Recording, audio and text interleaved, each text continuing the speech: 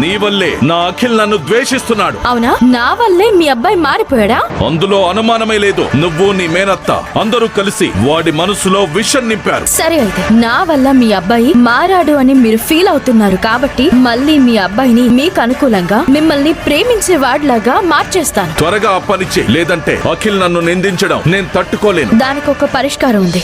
మా జానకత్తయ్య కొడుకెవరో నిజం చెప్పేయండి. గీత! అవును మావయ్య, మీ అబ్బాయి కోరుకుంటుంది కూడా అదే కదా. అందుకే కదా మీకు ఇష్టం లేకపోయినా మా జానకి అత్తయ్యని ఇక్కడికి తీసుకొచ్చాడు. అఖిల్ మీకు నచ్చేలా ఉండాలంటే తనకు నచ్చేలా మీరు నిజం చెప్పండి. అటు మా జానకి అత్తయ్య తన కొడుకుని తీసుకుని వెళ్లిపోతుంది. ఇటు మీ కొడుకుతో మీరు సంతోషంగా కలిసి ఉండొచ్చు. ఏంటి మావయ్య, మా జానకత్తయ్య కొడుకెవరో చెప్తారా? గీత! అరవకండి. గీత చెప్పింది 100% కరెక్ట్. మీరు జానకి గారి కన్న బిడ్డ ఎవరో చెప్పిన మరుక్షణం నేను మీరు చెప్పినట్టు వింటాను. లేదంటే నిజమేంటో తెలుసుకునేంత వరకు నేను ఇలానే ఉంటాను. ఆలోచించుకోండి. మీ అబ్బాయి ఏం చెప్పాడో విన్నారు కదా మావయ్య. ఇక నిర్ణయం మీదే. మళ్ళీ మళ్ళీ నన్ను నిందించకండి, అర్థమైందా? గీత, నా కొడుకు ముందే నన్ను దోషిలా నిలబెడతావా? నీ సంగతి చెప్తా. ఎందుకే నేనేం పాపం చేశానని నన్ను ఇలా మానసికంగా వేధిస్తున్నావు? దానికి బదులు ఇంత విషం ఇచ్చి నన్ను చంపేవే. నన్ను చంపే. అత్తయ్య, నువ్వు నాకు అమ్మ లాంటి దానివి. నేనెలా నిన్ను చంపుకుంటాను చెప్పు? మరెందుకే నా కన్నబిడ్డ ఎవరో తెలుసుకుని నాకు దగ్గర చేస్తానని మాటిచ్చి కోర్టులో అబద్ధం చెప్పి మోసం చేశావు. అయినా నా కన్నబిడ్డ ఎవరో నేనే తెలుసుకోవాలని చూస్తుంటే నువ్వే కావాలని అఖిల్ చేత నన్ను కన్విన్స్ చేసి ఇక్కడికి తీసుకొచ్చేలా చేశావు. పోనీ వచ్చాకైనా మనశ్శాంతిగా ఉండనిస్తున్నావా అంటే అదే లేదు. ఇక్కడ కూడా అందరి చేత నన్ను మాటలు పడేలా చేస్తున్నావు. నాకు బతకాలన్న కోరికే చచ్చిపోయేలా చేస్తున్నావు. లేదత్తయ్య, కావాలని నేనే తప్పు చేయలేదు. నీ బాధని పోగొట్టి నీ కళ్ళల్లో ఆనందం చూడాలనే నేను తాపత్రయపడుతున్నాను. నా కళ్ళల్లో ఆనందం చూడాలనుకున్న దానివి అయితే నా మా నాన్న నన్ను వదిలేసేదానివి. నీ మాట నేను వినననే పాపం అఖిల్ చేత నన్నిక్కడికి తీసుకొచ్చేలాగా ఒప్పించావు. ఇప్పుడు నా వల్ల అఖిల్ తన వాళ్లతో మాటలు పడాల్సిన పరిస్థితి తెచ్చావు. నిన్ను నమ్ముకున్న వాళ్ల మనసుని కష్టపెట్టడం నీకు అంతిష్టమా? చెప్పవే, నీకంతిష్టమా? తను చెప్పదు. మీరే కాదు, ఇదే ప్రశ్న నేను చాలా సార్లు గీతను అడిగాను. ఇదిగో ఇలా కన్నీళ్లతో సమాధానం చెప్పిందే తప్ప అసలు కారణం మాత్రం చెప్పనేలేదు. నిజం చెప్పాలంటే మా నాన్న గురించి నిజం తెలియక నేను కూడా మీకు అన్యాయమే చేయాలని చూశాను. కానీ గీత మాత్రం మీకు న్యాయం చేయడం కోసం తాళి కట్టిన నన్ను కూడా కాదనుకునే పరిస్థితికొచ్చింది. ప్రేమగా చూసుకున్న మా అమ్మకు కూడా పరాయిదయింది. మొత్తానికి ఈ ఇంట్లో అందరికీ శత్రువు అయింది. అయినా సరే. అత్తయ్య, ఏమైంది? కూర్చోండి. అత్తయ్య, ఏమైంది? ఒక్క నిమిషం ఈ మనిషి నీళ్ళు తాకండి. ఏమైంది అత్తయ్య? గీత, ఏంటమ్మా ఇది? అసలు నేనేం కోరుకున్నాను? ఏం జరుగుతోంది? నా అఖిల్ నా నుండి దూరం కాకూడదనే కదా నీ చేత కూడా అబద్ధం చెప్పించేలా చేసింది. అలాంటిది అఖిల్ జానకి కోసం నన్ను కూడా వదిలి వెళ్తానంటున్నాడు. అఖిల్ లేకుండా నేనెలా బ్రతకాలి? అలా అనకండి అత్తయ్య. లేదమ్మా, అఖిల్ జానకి కోసం ఏదైనా చేయడానికి సిద్ధపడ్డాడు అని ఈ రోజే తెలిసింది. జానకే తన తల్లి అని తెలియడానికి ఎక్కువ సమయం పట్టదు. నిజంగా జానకే తన తల్లి అని అఖిల్ కి తెలిస్తే ఇన్ని రోజులు పెంచిన ఈ అమ్మని నిజం ఎందుకు చెప్పలేదు అని ఆశయించుకుంటాడు.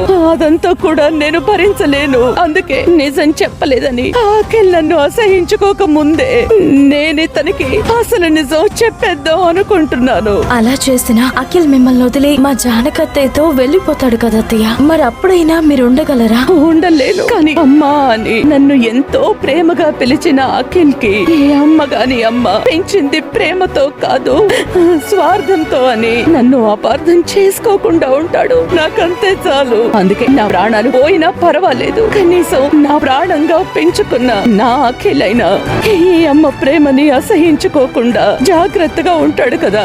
అందుకే ఏదైతే అదయ్యింది. అఖిల్ కి నిజం చెప్పేద్దాం అనుకుంటున్నాను. నిజాన్ని దాచి దాచి నాకుండే పగిలేలా ఉంది. నా వల్ల కావట్లేదు. అత్తయ్య, మీ బాధని నేను అర్థం చేసుకోగలను. కానీ ఒక్కటి ఆలోచించండి, మీరు అనుకున్నది జరగకపోతే అప్పుడు ఏంటి పరిస్థితి? అవునత్తయ్య, గొంగల పురుగు తను అల్లుకున్న గూటి నుండి బయటకొచ్చి అందమైన సీతాకోక చిలుకగా మారడానికి చాలా కష్టపడుతుంది. దాని కష్టాన్ని చూడలేక మనం ఏ మాత్రం సహాయం చేసినా అది సీతాకోక చిలుకగా మారకుండానే చనిపోతుంది. ఇప్పుడు అఖిల్ కి మీరు నిజం చెప్పినా జరిగేది అదే అత్తయ్య. పైగా మావయ్య అఖిల్ కి మా జానకత్తయ్యకి ఏదైనా ప్రమాదం తలపెట్టినా తలపెట్టొచ్చు. మరి దీనికి ఏంటి పరిష్కారం? ఒక్కటే పరిష్కారం. ఏంటమ్మా అది? అఖిల్ తనంతట తానుగా ఈ నిజం తెలుసుకోవడం. అవునత్తయ్య, అఖిలే తన తల్లి జానకి అని తెలుసుకుంటే అప్పుడు మీరు ఏ పరిస్థితుల్లో తనని తన కన్న తల్లికి దూరం చేశారో ప్రేమతో అర్థం చేసుకోగలడు. లేదంటే మావయ్య మీద కోపం మీ మీద చూపించి మిమ్మల్ని ద్వేషిస్తాడు. అందుకే కాస్త ఓపిక పట్టండి, అంతా మంచి జరుగుతుంది. గీత బావా బావా శరణు బావా శరణు. నువ్వే ఎలాగైనా నన్ను కాపాడాలి బావా, నువ్వే ఎలాగైనా నన్ను కాపాడాలి. ఎప్పుడు ఏ వార్త వినాల్సి వస్తుందోనని టెన్షన్ గా ఉంది. ఇప్పుడు నా టెన్షన్ పోగొట్టేది మా బావ ఒక్కడే. ముందు విషయం చెప్పు బావా. బావా ఇది కళ నిజమా? జానకి ఇక్కడ ఉందేంటి? అంటే నువ్వేదో ప్రాబ్లం అన్నావు కదా, ముందది చెప్పు బావా. ఏంటి బావా ఇది? ఎవరైనా ఏదైనా ప్రమాదం ఉందని తెలిస్తే దానికి దూరంగా ఉంటారు. నువ్వు ప్రమాదాన్ని తీసుకొచ్చి ఇంట్లో పెట్టుకున్నావేంటి? అసలు ఏం జరిగింది? జానకి ఇక్కడ ఎందుకు ఉంది? కాఫీ తీసుకోండి. మేము అడిగామా? వెళ్ళు. బాబాయ్ గారు, మీరున్న టెన్షన్ కి కాఫీ చాలా అవసరం అనుకుంటా. నిజమేనమ్మా. ఇలా ఇవ్వు బావా, నువ్వు కూడా తీసుకో. ఇదిగో పట్టుకో. అసలు జానకి ఇక్కడికి ఎలా వచ్చింది బావా? తను రాలేదు బాబాయ్. అర్థమైంది అర్థమైంది. నువ్వే తీసుకొచ్చావు కదా?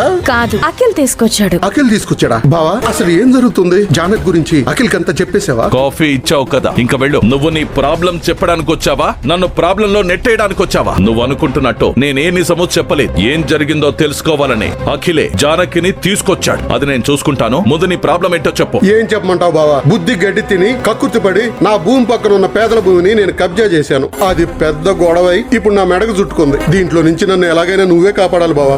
ఒక నిమిషం. నమస్కారం సార్. ఏంటి పరిస్థితి? సార్ మీ బావగారు ఇరుక్కున్నది మామూలు కేసు కాదు సార్, చాలా పెద్ద కేసు. ల్యాండ్ కబ్జా చేశాడని అన్ని ఆధారాలు ఉన్నాయి సార్. తన పదవి పోవడం ఖాయం సార్. ఈ టైంలో మీరు తనకి హెల్ప్ చేస్తే మీ ఇమేజ్ డ్యామేజ్ అయ్యి మీకు బ్యాడ్ నేమ్ వస్తుంది సార్. తనకి మీరు హెల్ప్ చేయకపోవడమే బెటర్ సార్. ఓకే, నేను చూసుకుంటాను. ఉంటాను సార్. బావా నా మాటను నువ్వు కాదనవని తెలుసు, నన్ను ఎలాగైనా కాపాడతావని తెలుసు. ఏదో మాట వరుసకి చెప్దామని వచ్చాను. ఇక నేను వెళ్ళి నా పని చూసుకున్నా. బావా మీరు వేరే లాయర్ని చూసుకోండి.